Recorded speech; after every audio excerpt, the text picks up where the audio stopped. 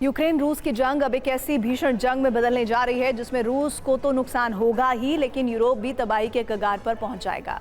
ऐसा इसलिए कहा जा सकता है क्योंकि जंग की दिशा बदलने वाली वो स्थिति अब बन चुकी है जिसमें पुतिन सिर्फ बदले की कार्रवाई नहीं करेंगे बल्कि सहयोगियों के साथ जंग को विस्तार देंगे, जिसकी भनक यूरोप को लगते ही वहां भी तैयारियां शुरू हो गई हैं।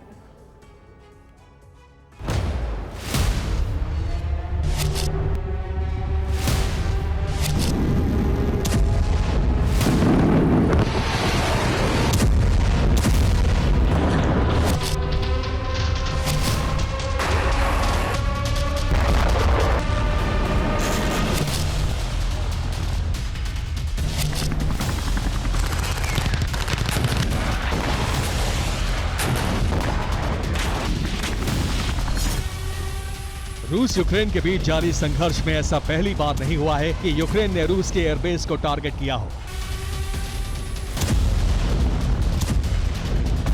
रूस पर सबसे बड़ा हमला रूस के प्रमुख एयरबेस पर हमले के रूप में ही दर्ज है।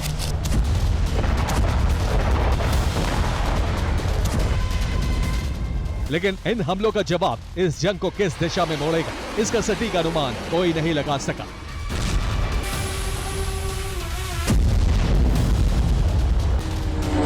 ऐसी ही स्थिति ठीक इस वक्त भी है।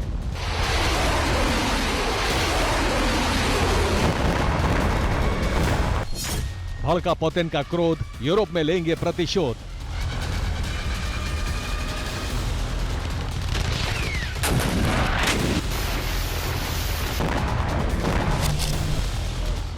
पुतिन का अगला कदम क्या होगा, अनुमान इसी पर लगाया जा रहा है।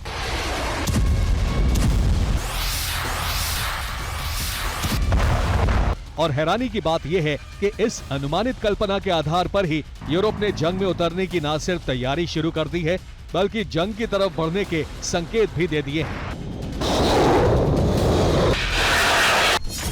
यूक्रेन समर्थित गठबंधन बनाने के लिए यूरोप ने अहम कदम उठा लिए हैं। फ्रांस और ब्रिटेन इस गठबंधन के लिए बैठक आयोजित करने जा रहे हैं। ये बैठक 10 जुलाई को ब्रिटेन में बुलाई गई है, जिसमें युद्ध विराम के लिए रूस पर दबाव बनाने पर चर्चा होगी। लेकिन प्रश्न यह है कि रूस पर दबाव बनाया कैसे जाएगा? प्रतिबंध लगाकर, यूक्रेन को हथियारों की मदद देकर, या फिर संयुक्त रूप से युद्ध में रूस के खिलाफ उतरकर?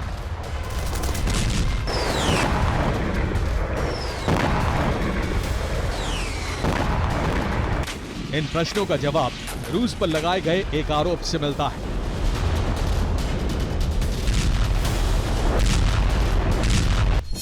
दरअसल नेटो सहयोगियों ने एक रिपोर्ट जारी की है जिसे डच और जर्मन खुफिया सर्विस के हवाले से तैयार करने का दावा किया गया है। और रिपोर्ट यह है कि रूस यूक्रेन में रासायनिक हथियारों का इस्तेमाल बढ़ा रहा है।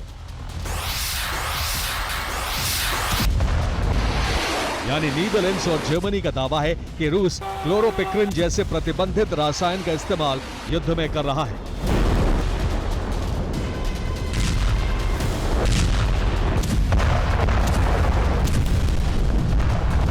और इसी दावे के बाद रूस के खिलाफ युद्ध की संयुक्त तैयारी शुरू हो गई, जिसमें 10 जुलाई को बुलाई गई बैठक पहला संयुक्त कदम होगा।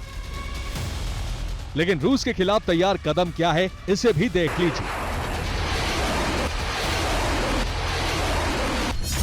जर्मनी ने यूक्रेन के लिए एयर डिफेंस खरीदने की तैयारी शुरू कर दी है। माना जा रहा है कि Germany patriot defence system US से खरीदने पर विचार कर रहा है, तो वहीं 7 नेटो ब्रिगेड के लिए 1000 लेपर्ड 2 टैंक खरीद की योजना भी बनाई है। यही नहीं, 2500 बख्तरबंद वाहनों की खरीद के लिए भी तैयारी हो चुकी है।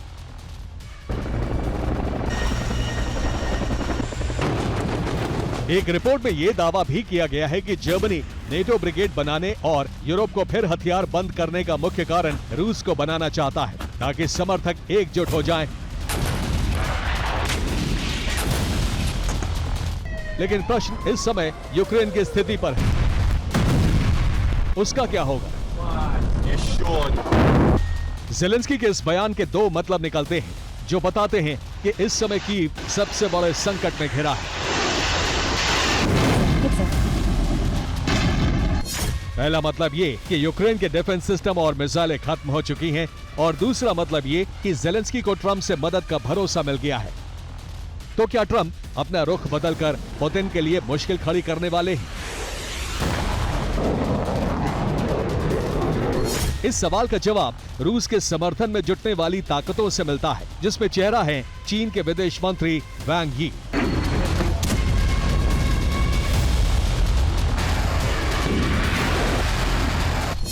जिन्होंने ईयू के राजनयिक से दो टूक कह दिया है कि चीन ये कतई मंजूर नहीं करेगा कि रूस जंग हार जाए। अगर ऐसा हुआ तो अमेरिका का पूरा ध्यान चीन पर होगा। और वांग यी के इस बयान का सीधा मतलब है कि जरूरत पड़ने पर चीन भी रूस के साथ मिलकर यूरोप और अमेरिका के खिलाफ जंग में उतर सकता है।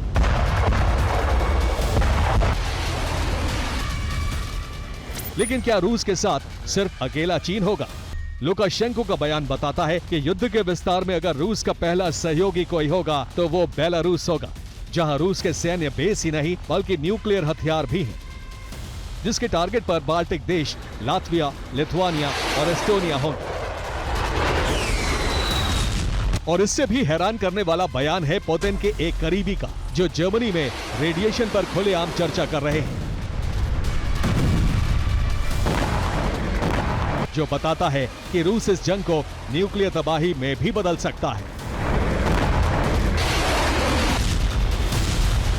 Bureau report, TV9 Bharatvarsh.